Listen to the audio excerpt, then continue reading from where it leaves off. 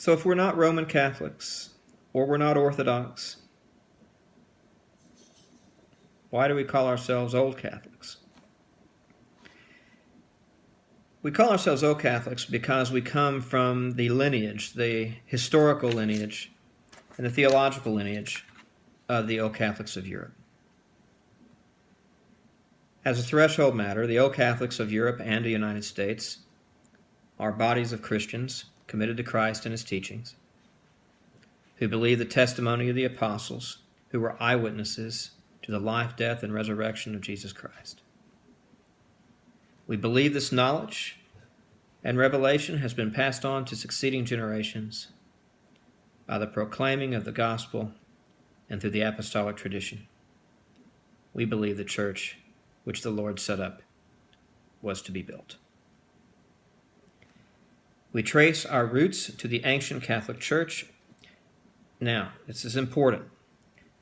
We trace it to the ancient Catholic Church of the Netherlands.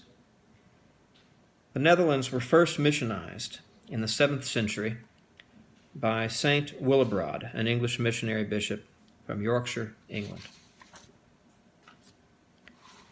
And after Saint Willibrord arrived in the European Low Countries, that is the area of Belgium and the Netherlands, back then it was the European Low Countries as they called it, he missionized that territory for roughly 50 years until his death. And part of his legacy was the establishment of a bishopric in Utrecht, which is in the Netherlands, which until the 16th century was the only bishopric in what is now regarded as Dutch territory.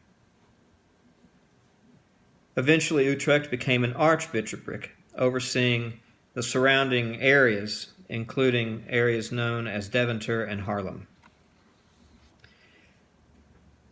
Moving along in time, from the 7th century all the way up to 1145 AD, the Pope at that time granted a petition by the Holy Roman Emperor Conrad III.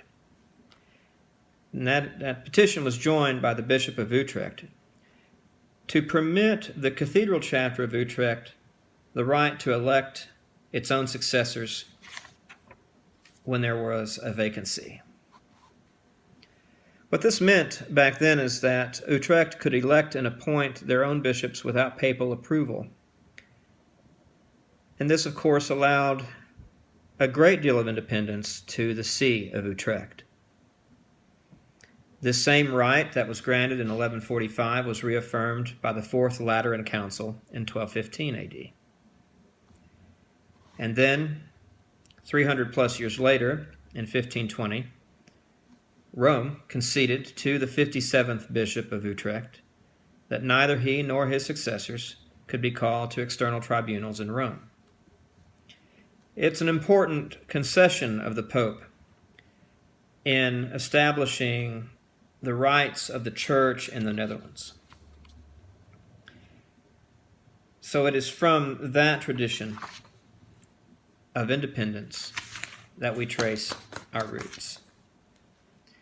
Some would say, what Rome giveth, Rome taketh away. That is understood. But after being reaffirmed for so many centuries, we come to believe that that tradition of independence became ingrained in the people and culture of the Old Catholic Church in the Netherlands. And it's become, in a sense, a mirror of how orthodoxy is practiced, at least Orthodox polity, because in the Orthodox Church there is no appeal to a pope or equivalent of a pope for the making of a bishop. Those decisions are also made in a conciliar fashion, the same way we make our bishops in the Old Catholic Church today.